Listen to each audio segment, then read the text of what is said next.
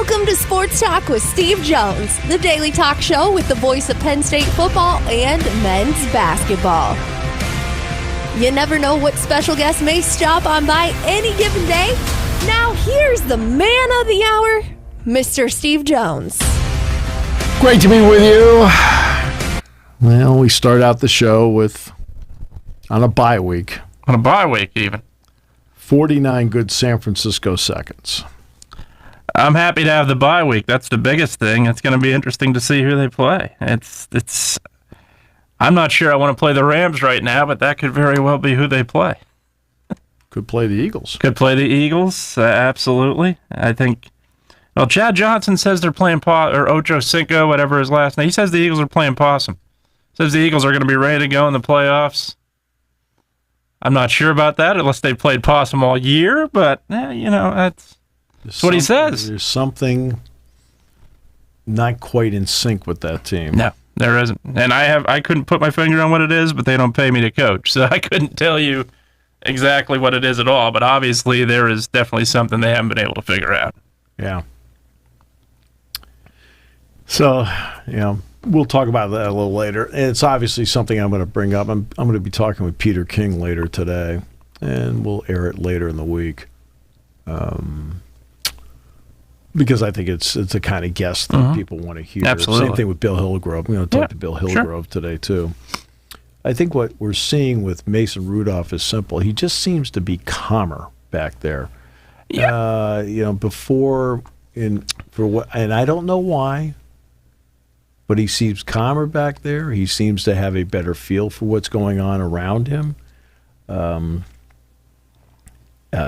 Now, the offensive line's doing a good job, but even when he is rushed, he is following the old John Wooden philosophy of, be quick, don't hurry. Don't hurry. Well, when he has to be quick with it, he's doing it in such a way where he's not hurried, he's not rushed. He's just quick. And that is that's what I'm seeing from him. They're running the ball well, their offensive line. But the Isaac Siamulau, has not allowed a quarterback sack all season. I mean, talk about a year. I think that's a big part of it. I think when you look at really what Rudolph was able to do under Big Ben, now a lot of times people say, well, you learn under a Hall of Famer, one of the greatest to ever play the game. That's good sometimes. That's also bad sometimes because you're filling in a shadow that is very difficult. And I think that's that one thing with what happened when he's under Roethlisberger. But the other part of it was Roethlisberger's offensive line that became Rudolph's offensive line. Number one was average. Right. And number two was very often your best guy wasn't in there because he was hurt. I think that's a big part of it is that Rudolph has that offensive line now that is at least stable. Is it the best in football? No, but it's at least stable enough that it gets the job done. I think it's done a great job, especially run blocking, too. The running game has gotten going. I think that's going to help any quarterback without a doubt. But I also think he's more calm because he's not necessarily under the pressure he was under when he was being the heir apparent at that time to Ben Roethlisberger.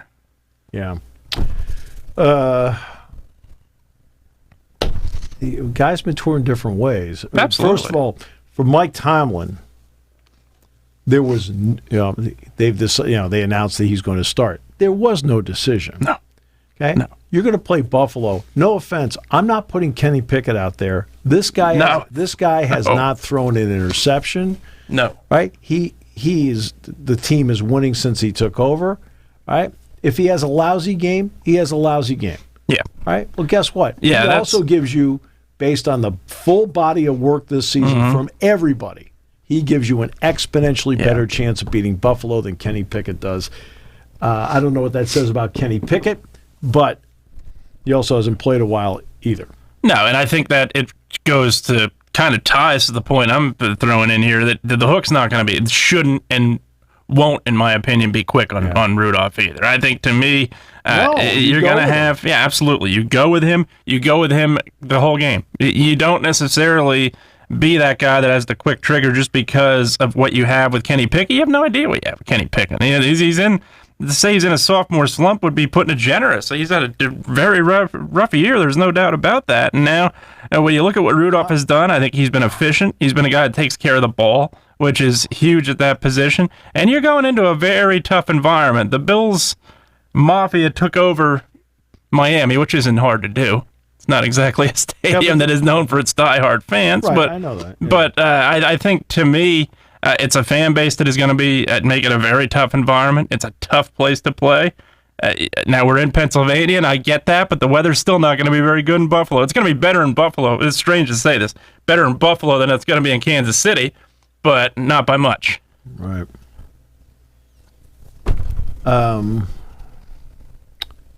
Buffalo is, let's give Sean McDermott a lot of credit here. Absolutely. Because he has taken over as the defensive coordinator. He's calling all the defensive sets. He has had to do this losing Matt Milano and Tre'Davious White. So he loses his critical middle linebacker and his best corner. So he loses two of his top 4 or 5 defensive players that are cornerstones to what he does. And he still won. Mm-hmm. That tells you a lot about what they're doing with the personnel. And getting Daquan Jones back is huge. Absolutely. I mean, Ed Oliver's had a really good year, but guess what? Ed Oliver will be the first to tell you getting Daquan back helps.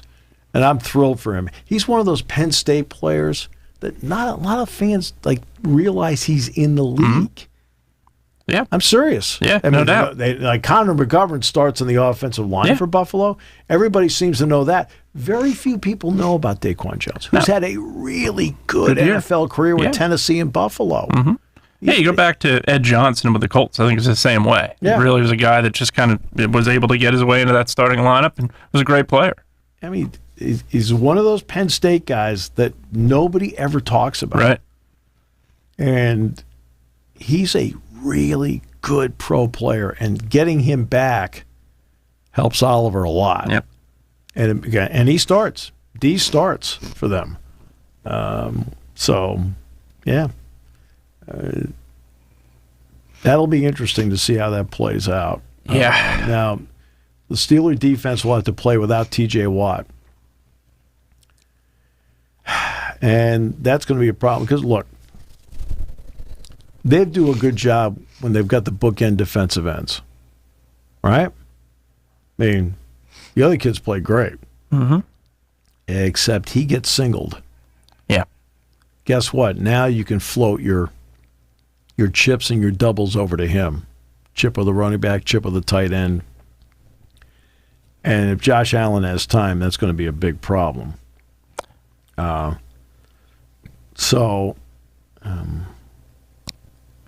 think you go back to that loss with the Eagles, and I think that, well, first of all, a game they shouldn't have lost. Should have won that game. Absolutely. It's because Yeah. Gabe Davis ran the wrong route. Absolutely. Right, now I don't know if Gabe Davis is playing or not. He got hurt against Miami. Yeah. So, but I think after that game, this has been I don't want to say a different Bills team, but I think they've kind of figured out who they were. Right. This was clearly one of the best teams in the AFC coming into the year, talent-wise, and I think they've put it together now. Ever since that loss, they've been a little bit of a different team. They put it together, and they've been able to make it work. I think they're going to be a very tough out in these playoffs, which I think are very wide open because I would put Baltimore the best team, but I also think Baltimore's got that chance to draw a team that they don't want to draw. I think they may draw Cleveland. They may draw the Steelers. Yeah, and obviously, they may draw a couple teams that can give them trouble. I don't think there's any question about that. They know who the Ravens are, and I think they could give Lamar fits. Well, the problem is that there is a reason why Baltimore is 19-1 against NFC teams. Yeah, 21 now. 21 now? Yeah. Picked up one late. Okay, 20-1 against NFC teams with Lamar Jackson. That one, by the way, was the Giants last year. Yep. I remember Saquon got to the 2-yard line, did the hook slide down the game. It was great. They're 21. Why? Because they don't see anybody like Lamar Jackson when they're preparing for him, and it's hard for them to prepare for him. Sure is. as opposed to the AFC teams, and especially the division teams that see him all the time, and they've at least got a semblance of an idea of they may not be able to do it perfectly, but they at least have an idea of what to do against him because they know the speed. It's one thing to say, okay, here's our scheme, X, Y, Z. Yeah. But it's the speed. Have a second string guy. But it's the speed with which he does it that the teams have the scheme and they understand the speed with which he does it gives them a better chance as opposed to we had the scheme, but we didn't realize how fast he did it. Yeah. Right? Yep. And that's against the NFC. Baltimore's been phenomenal. Untouchable almost. Against the AFC, a little more of a struggle because they see him all the time. Right? They see him all the time. It makes a big difference. Yeah, I agree. And that's... And I think the Browns, if Joe Flacco can keep it going, are going to be a tough team. There's no doubt about that. I think they get that offense. I don't want to say to match that defense, but to get close to on par with that defense, they're going to be tough. I know they have to play at Houston. Yeah, which I'm not underestimating what Stroud has done, but I think that moment he's not been in that moment before, and I think that's going to be the question. Really? No, I just think the matchup is not great. I don't think so either. The defense. The problem is the defensive part of it. Is that on defense, their pass rush is so good, real good. Underrated. As strange as it is to say, you may have the best defensive end in football, and it's still underrated. Right, and that will be an issue for Houston against them. Then offensively, and let's give them all the credit in the world as a coaching staff. No doubt, because people forget.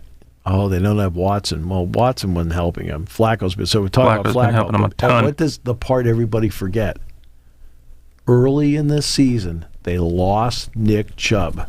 Chubb was the centerpiece of what they were doing offensively. Absolutely. And they weathered it. They lost one of the top 5 or 6 running backs in the entire NFL where they had a lot of what they did. I don't care if it's a play-action fake. A lot of what they did surrounded his presence in the backfield, and they overcame it. That's a heck of a coaching job. Yeah.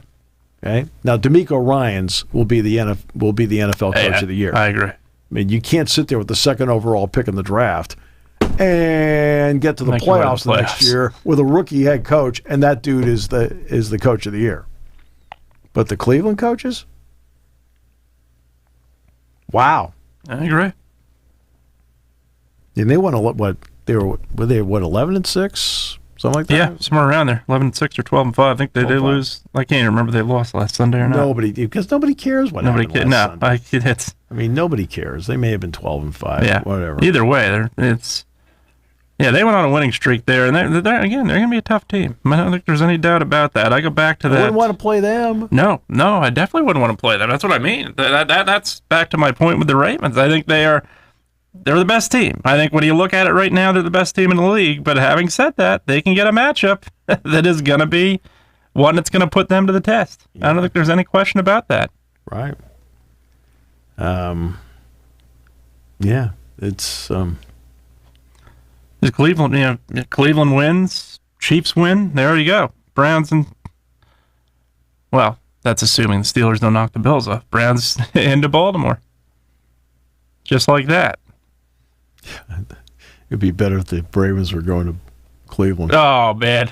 How about that? Oh. Can you imagine that? Oh, my goodness. Yeah. Yeah, I can imagine that. And the sad part is he's no longer with us, and anybody that's associated with him will have to deal with it. No, that's right. That's right.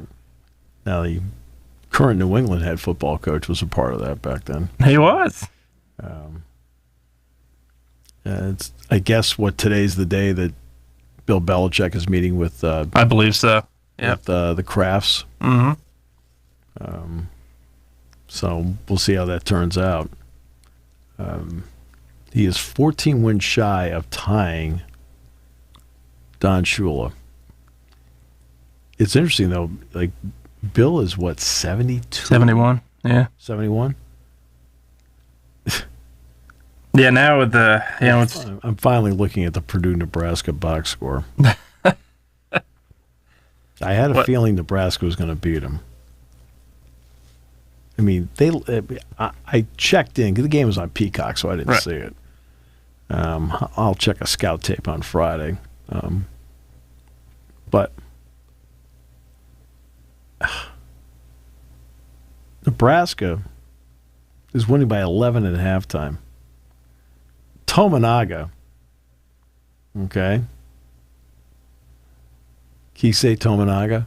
Tominaga, but I can't say it 10 times fast. Oh no, I have to say it fast, so that's not a problem. I've done enough Tominaga games. I got it.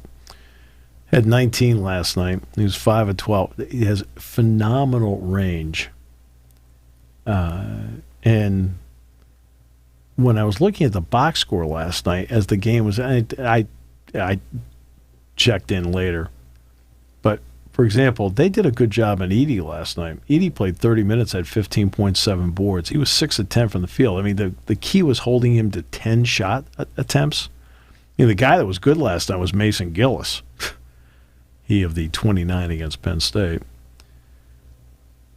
But it's not like they didn't shoot threes effectively last night. They did. Gillis was 5 of 10. Lawyer, who can be really up and down, was 3 of 6. Smith is a good player, 2 of 5. But they only shot 42% for the game. And Nebraska shot 51%. Yeah, 14 threes. Yeah, they were 61% in threes, and Tominaga had 5. He was 5 of 9. Eesh. Okay, Gary had made his only attempt. Mast was 2 of 5. Williams hit his only attempt. I mean, Fred's kid, Sammy, had 1 of 2 in threes. C.J. Wilcher was 3 of 4 in threes. I mean, they had to sit there and go, what are we doing here? 61% in threes. 61%. And here's the other part. Ball movement. Nebraska had 22 assists on 29 baskets. Nebraska's 12 and 3 or 13 and 3, you know. I mean, this is not a shabby group. Now, I've mentioned them before. They're 13 and 3, and then Iowa State beat Houston last night.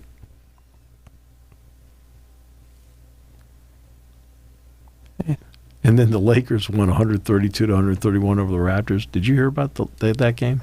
I did not. 24 free throw attempts for the Lakers in the fourth quarter. Jeez. What? And yeah, and Darko Rakovic went on a table-pounding tirade about the officiating. Good for him. Good. Okay. Anthony Davis, 20 of his 41 points in the fourth quarter, including 11 of 11 at the free throw line.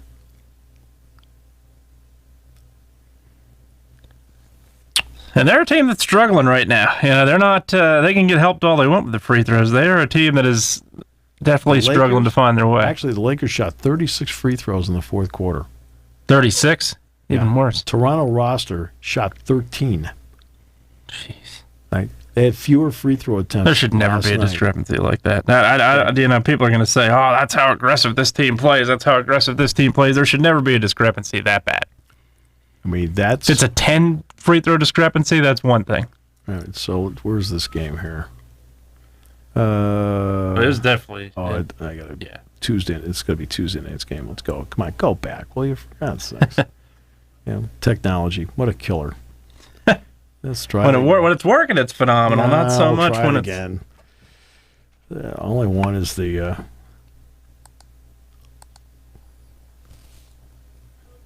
All right, try one more time here. I just want to see what the actual numbers are in this game. So I got to go back one day.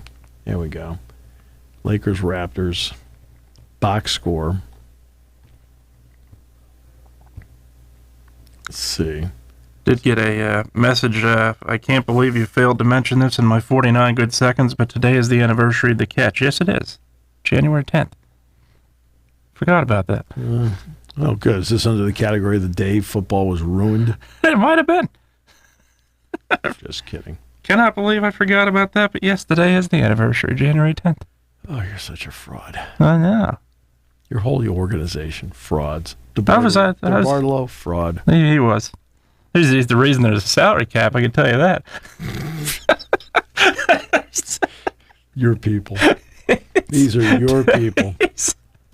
Definitely the reason there's a salary cap in the NFL. They don't have the free throw numbers on here. They tell you how many minutes, field goals, 3 points, but nothing on free throws.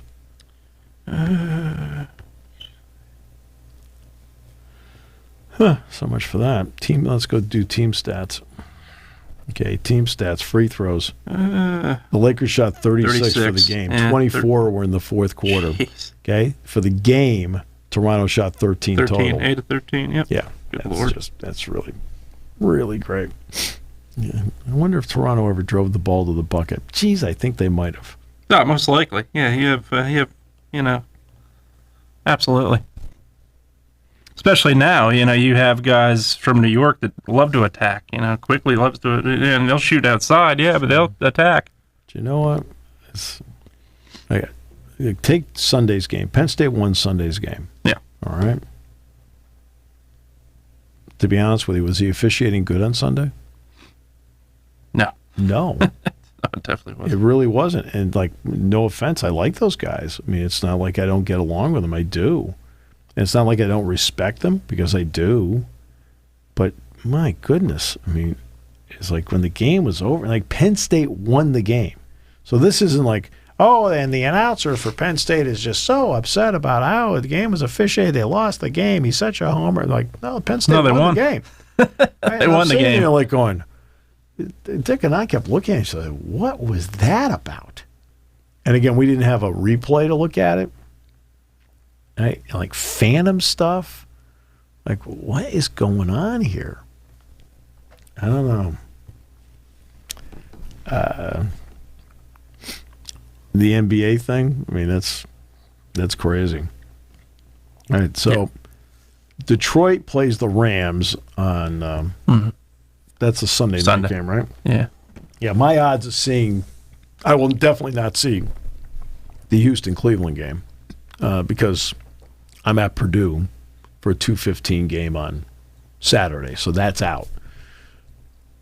The Peacock game, I might get back at the end of the first quarter of that game. I just can't picture myself logging in and doing it. I don't think I have a Peacock account. I have Peacock, but I'm still not sure I'm going to log in and do it. It's just, I'll tell you, and it's just going down. Wasn't it at some point, if you had an Xfinity Comcast account? Yeah, you got it free. You have to pay for it now a little bit. It's not. Well, then forget it. I'm not doing that. No. No, I've done the old cheapskate way of, I might cancel. Okay, we'll give this to you for... I've done that a couple times. Well, I will admit to that. See, that's just the way you do things. Right? It's people like you that have ruined the experience. No, I'll tell you. I think the people that are giving me the deal might have.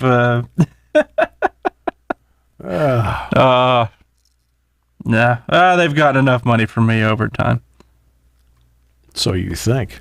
I was going to say, so that's a good point, because they'll be getting a lot more, I'm sure. Yeah, I mean, so you think. But yeah, no, I do have Peacock. You get great content on it, but it's the point that, Susan, the Chiefs fan of 46 years, is not going to fully get into the streaming just yet. And that's where it really sticks out to me. This is where, okay. And it's that game. You're trying to force. In other words, I thought Houston and Cleveland would be the game. So did I. And in that case, you're forcing it, but it's not. It's you're at least walking the rope, and you're okay with walking that rope. They took one of the marquee games. Exactly. Weekend, and you took if not the marquee game, right? I mean, Miami and Kansas City. Tyreek Hill goes back to Kansas City. Remember how upset Hill was? The game got moved to Germany when they played earlier because he wanted to go back to Kansas City. He's going back to Kansas City. Miami's explosive. It's going to be below zero. It's going to, right. It's the kind of playoff atmosphere you love. Those cold weather games that you get to sit in your house and watch the game. Sure. Right, and it's on Peacock. And I'm like, this will be something I'll bring up with Peter King today about that. Now, again, Peter works for NBC. So, I mean, he's, so Peter's got, I don't know if there's a line there that, there's been some national radio hosts that have ripped it pretty hard. And I think for good reason. It's just, look, don't get me wrong. A lot of us use that platform in a big way, the streaming, because sometimes that's your only option at times. But when you're the multi-billion-dollar corporation that is making more and more money, that's not your only option, especially when it's the marquee game. And that's where I think you draw the line. It's just this is where you need to understand how America works. All right, so let's start with, I'm going to make an analogy here. Okay? There's, like California, for example, and then even federally, about electric cars. Sure. Okay. I have nothing against electric cars. No. Right? But there's common sense to electric cars. And the common sense to electric cars happens to be it takes a long time to charge. The lithium batteries are extremely expensive to replace, like not a little extremely. Yeah. Right? And there's only so far you can go in the car until it needs to be charged again. Okay. Yeah, and what season are we in? What happens if you get caught in a 3-hour traffic jam? Right. Yeah. I mean, I'm just saying, okay? Yeah. It's not like gas cars don't have issues. They do. They do, sure. But 93% of the purchases last year were gas-powered vehicles. Only 7% of the purchases, despite the advertising, despite the pushing and everything, only 6 to 7% of all the purchases were electric cars last year. Why? Because the public wants to buy gas-powered vehicles. Now, it could be the expense of it. Electric cars are expensive too. But whether it's budget or whether it's convenience or whatever, 93+%, it's more than 93%, it was 93+% bought gas-powered vehicles last year, despite having rammed down their throat over and over again, electric, right? Almost every TV commercial is about electric vehicles, correct? Sure. Yeah. Yet Ford is now, with its electric division, they're like, they lost $1.5 billion on it last year. Not a little bit. Because the public is still enamored and wants gas-powered vehicles. Whether it's price or convenience, whatever the reason is, that's what they want. So now let's bring it back to streaming. Okay. Well, it turns out that we talk about how cord cutting is happening. There were 100 million subscribers for ESPN. Now it's down to 74 million. Right? Okay, that's a lot. Wait a minute. You're still telling me 74 million households still have cable? Wait a minute. Hold on a second. 74 million still have it. Like, not 7 million, not 4 million, 74 million still have it. Still have cable with ESPN. Right. And I think a lot of other places have the limited basic cable where you're going to have NBC where you would have had this game. Exactly. Yeah, and that's where it's even bigger. Okay. But now you're telling me the only way I can watch a game that I really want to watch is I have to get a streaming service. Well, you're telling me that, okay, you've got contracts with NBC, CBS, Fox, ESPN, ABC, the whole thing. I get all those channels. You're telling me the channel I don't have, I have to go get. Really? Yeah, sure. And you're now opening up the door, in terms of the NFL, to the question, and I don't think they're ever going to do this. Ever is a long time, so maybe they will, but not anytime soon for the next 25 to 30 years. But you're now opening up the question when Roger Goodell gets behind that microphone.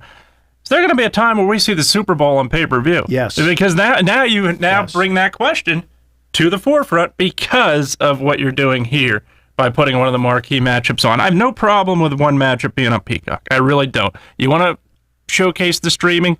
That's fine. I do have a big problem. I have a problem with it too, but in terms there's of a way to do this.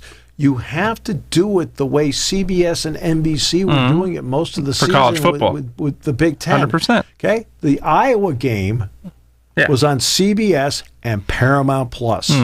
So if I don't have or CBS, you put a lesser game on Peacock like Penn State, Delaware, or Ohio State. But that's not my point. Yeah. My point is they put it on CBS and Paramount Plus. So you have the option both ways. So now, if I'm a streamer, I've got Paramount Plus. I'm good. Okay? The games that Penn State had with West Virginia and Michigan State were on NBC and Peacock. Sure. Where if I'm a streamer, I've got the game on Peacock, no problem. And if I'm not, I got the game on NBC.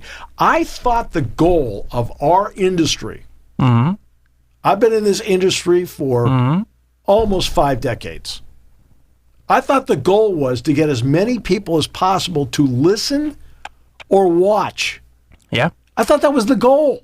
Why do last time I knew it was. Why do we have ratings? Why do we have Arbitron? Why do we have Nielsen? Why do we have ratings? The whole thing is to say we have more listeners or more viewers than anybody else. And then you tell everybody, I'm sorry, even though we can get 30 to 40 million viewers for the Dolphins-Chiefs game on a Saturday night, on a cold Saturday night, they're going to get 30 million plus, 35 million if they put it on over the air. They're going to put it on streaming where they might get 8 million. 8 to 10 million. Yeah, I agree. Really? Yeah.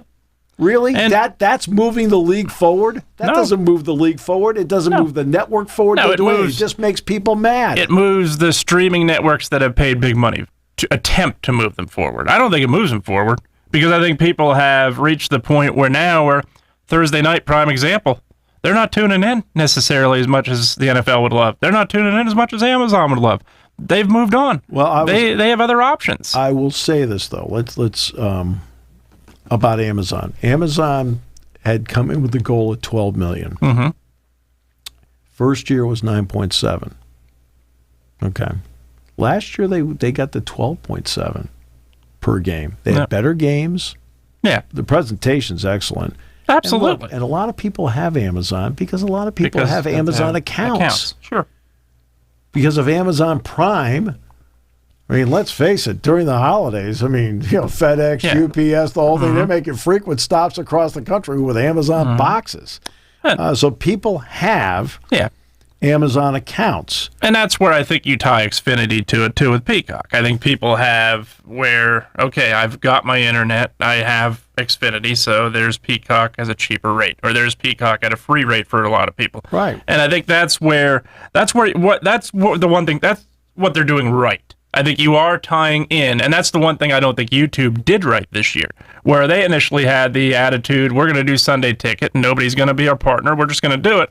And they realized probably 2 months before the season, okay, this isn't going to work. We're going to need to get somebody else in here to help us out, which they did, and they were relatively successful. But when you're a stream only and you don't have that partner, you're in bigger trouble. A lot bigger trouble. And that's the right thing. Amazon's doing the right thing there. And I think Xfinity's doing the right thing by having that partnership with Peacock and NBC.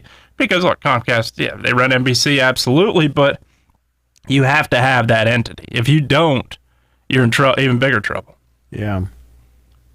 And this does not, forcing this at this time, where streaming is still in its relative infancy. How about that? Relative. Yeah, I think so. I think it's advanced, but infancy. It's advanced, but it's not, and it hasn't taken over everything. Yes, there are more people on Hulu. Yes, there are more people. Okay. But the Netflix thing should tell everybody about the habits that have developed with streaming. Netflix was crushing it during COVID. People were binge watching and things like that.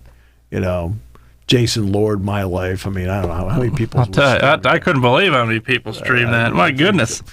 I kept waiting. Those $6 royalty checks are still coming in. Yeah, I watched all the time because I was waiting to see what disaster you were going to create next, right? Just by accident. And what would happen when it was over?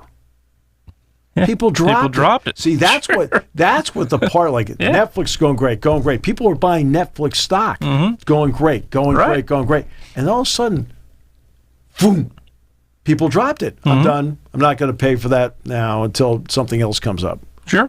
All right. And all of a sudden, Netflix stock followed suit and dropped like a rock. Those are the habits people have right now. So what's your habit going to be now for this game with Peacock? You're going to pick it up and then you're going to eat it for a month and then drop it? It's true. And that's the same with, I think the one thing tied with Peacock is obviously wrestling, WWE. People are going to I think WrestleMania is in March or April. People are going to buy it for that. On. You know the exact date of it. You're just... It's April. Yeah, it's April, somewhere around there. Stop playing coy. It's first weekend of April. Playing coy. Usually first weekend of April, yes. Or last weekend of March, somewhere around there. Right. I can tell you, whatever that Sunday is, it's probably the 7th, because it's not the 30th. It's not Easter Sunday, so it's so April 7th. April 6th, April 7th, somewhere around there. I'm actually in Florida speaking that weekend. So you're going to miss it. Darn. Speaking engagement at Daytona. And I think it's Jacksonville first, then Daytona. Yeah. But point being, they're going to buy it for that, and then they're going to say, okay, I'm not going to watch the lesser pay-per-views. Well, the lesser, you could say pay-per-views, the lesser pay-per-views, so I'm getting rid of it right now. Right. And that's exactly, and that's probably... aside from sports, well, I guess you can call. I don't call WWE sports. I don't even think Vince McMahon calls it sports. I think he calls it entertainment. But I think that is probably your biggest tool on Peacock that isn't sports. I think you probably get your biggest audience for that, and they'll do the same thing for that. They'll watch that, and then they'll say, "See you later." Yeah. So I don't know what I'm going to do.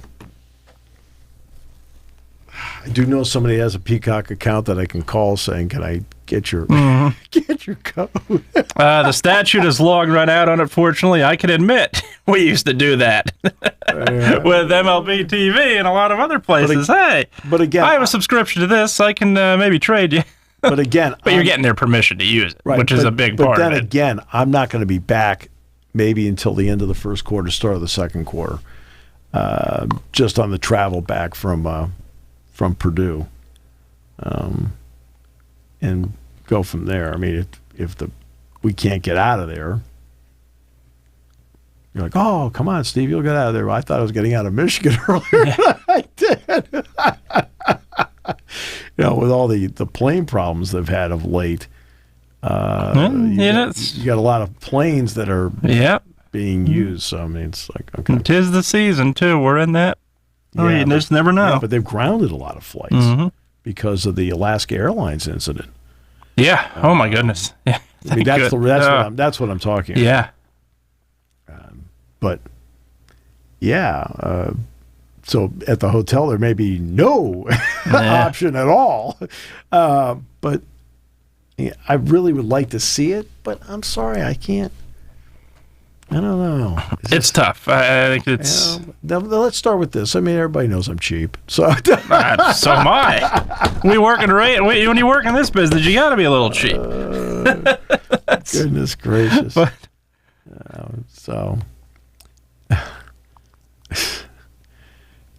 Penn State, by the way, the transfer portal, there are players in the transfer portal that are entering school now. This is the first week of school. A wide receiver, an offensive lineman, and 2 corners. Mm-hmm. I can't be specific until they officially enroll. Yep. But I would say it's safe to say they are in good shape with those people. Yeah. Okay. We'll get into the specifics once they put their names out there.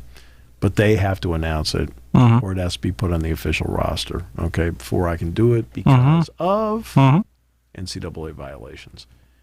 That's one thing with the transfer portal. I've always had to be really careful on that because I've sensed that it's recruiting again.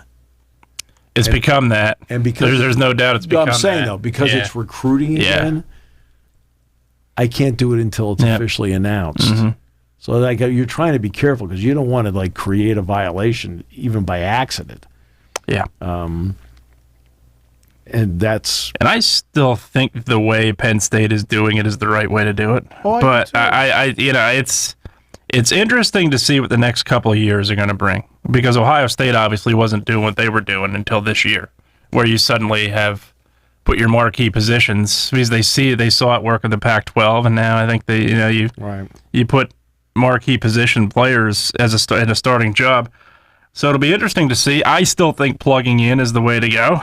I think you need a spot here, plug it in, but it depends on who you are. It does. Okay, let me make that quick point. College basketball right now, 35% of all the players on rosters, I think it's a little bit better than 35%, are transfer players. 35%. Right. But everything depends on who you are. Yeah.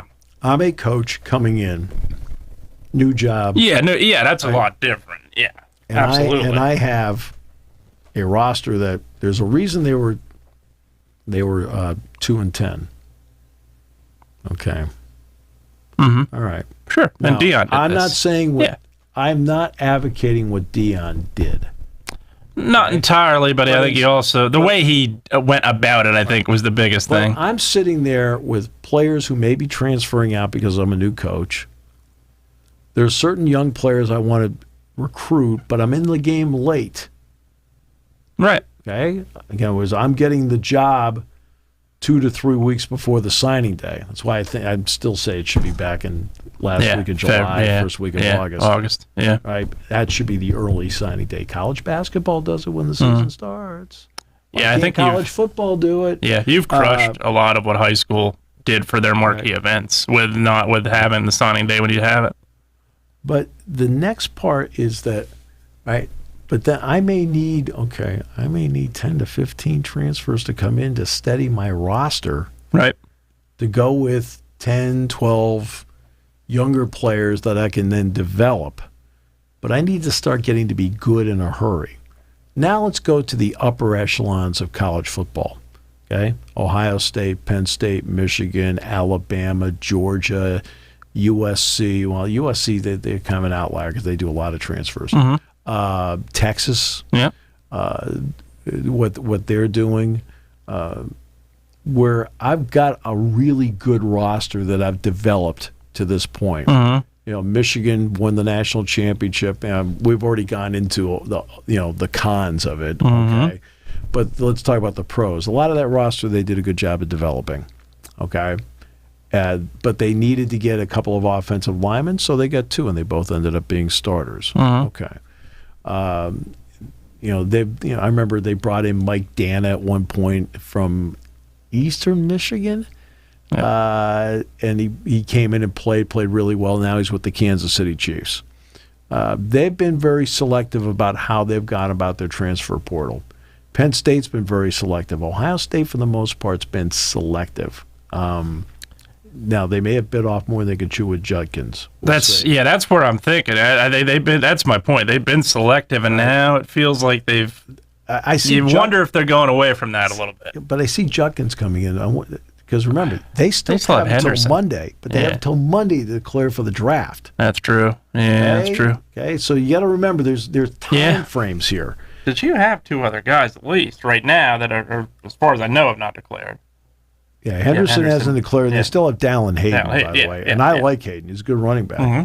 Judkins, when a team has to call a timeout because the guy's a problem in the huddle in a bowl game, that's why Ole Miss called the timeout. They called the timeout, I think it was in the third quarter or something like that, because he was a problem. And Jackson Dart wanted him off the field. Okay, hey, he's your problem now. But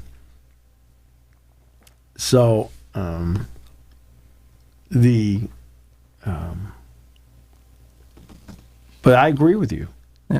Penn State's done a good job of filling in spots with the Arnold Ebiketis, the Johnny Dixons, the Chop Robinsons. They've done, Tinsley. Okay, Mitchell Tinsley coming in and playing well. I thought Trey Potts was a great addition last year. Absolutely, that helped the team this past season. They've done a good job with their transfer portal guys that they have brought in and have played well. They've identified them, and it's also important. Here's the next part. When a guy doesn't pick your school, okay? Mm-hmm. This is where you're fortunate that the professionals are running the show and not the fan base. Why? Because you'll get people on Instagram, Twitter, message boards ripping the kid for not coming there. Right? Mm-hmm. They'll rip the kid for not coming to your school. Sure. I understand the emotion of it. Especially now with social media as far as it's been. Right? Yep. And I understand the emotion of it. The professionals, meanwhile, keep the doors positive and open. Why? Because a guy that went to Ohio State may end up coming to your place. A guy that went to Wisconsin may end up coming back to your place. Right? And now they're part of your family. They're part of your organization. They're now part of, of your fan base. The professionals do a good job of keeping relationships open and positive, even when they have the massive disappointment of not getting a guy. Guys that were high priority guys for you that you didn't get. And because you kept the door open and you were positive at the end and stayed positive the entire time, the door later opened up for you and you ended up with them. Okay? That's why the professionals run the show. Sure. Because they understand how it works. And this is a relationship-based coaching staff.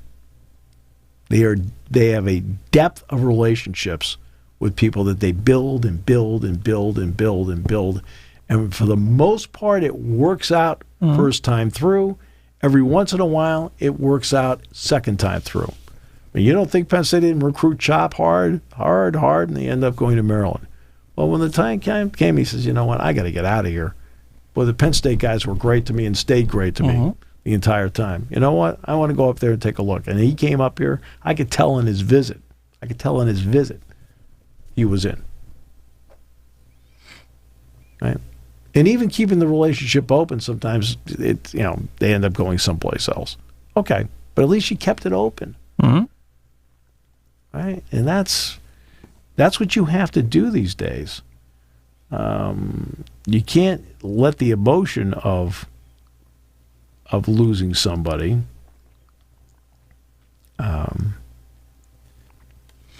get you to do or say something where the door is going to be closed forever. Yeah, agreed. Because today's atmosphere of college sports, doors have to stay open. They have to stay open. Because you never know who might just be in a position where, you know what, I like you guys. And it didn't quite work out for me. Pick X. I just feel like with you guys, it can work out with you. And all of a sudden, you have a more talented roster because of it. Sure. And you have somebody with a proven track record. Take Alabama. Alabama is going to need a running back. Right? They can either get one out of the transfer portal now, or they can wait till the end of spring and go into the transfer portal then and get it. Penny Boone is a good example. Penny Boone was at Maryland. Good player, but like really spinning his wheels there a bit. Right? Goes to Toledo. Ends up being the MAC Player of the Year. And now he's at Louisville. Okay? I mean, it's the equivalent of you're a 220 hitter, fourth outfielder, right? I send you to Lehigh Valley. And with all due respect, I'm not comparing Toledo to Lehigh Valley, right? Okay, because they're an excellent program. But you go to Lehigh Valley, suddenly, hey, you get everything back going again. You get your confidence going. You're now a 320 hitter. You come back to the majors, and boy, look at you go. All right, he went to Toledo, found himself there. Coaching staff did a great job with him, and now he's got another chance in the Power 5 or Power 4 at Louisville in the ACC. Yep. And even the great coaches sometimes miss something. Yeah, the great coaches sometimes miss something in your mechanics, and if somebody else finds it, suddenly you are a different player. Well, that's what I always talk about. Andrew Rousey at Marquette. All right, Penn State played them in the NIT. Rousey was a 1,000-point scorer at UNC Wilmington. All right. Well, he goes to Marquette. He was a 1,000-point scorer there because he was lightly recruited, and he proved in 2 years he could score. He proved in 2 years he could hit threes. He could draw fouls. He was a scorer. Goes to Marquette, goes to the Big East. He can play. He's a proven commodity when he goes there. Absolutely. You know pretty much what you're getting. Yeah. Because they now have a track record on this level. Agreed. It's about time you agree with something I said. I try. The entire time you just said. That's one thing about it on camera. Everybody can see how judgmental you are. That's right. That's right. Oh. You're here the rest of the week? I believe so. Right. That evaluation yesterday. I'll tell you. Did you pass? I passed. How? I'm not sure. They were probably just trying to get me out of there. How is that possible? Probably trying to just get me out of there and say, hey, you know what? Clean bill of health, go. I'm telling you, they set up an appointment for a week later. Now at that point, you're just trying to get your money. All right. Talk to you tomorrow here at 7 Mountains Media.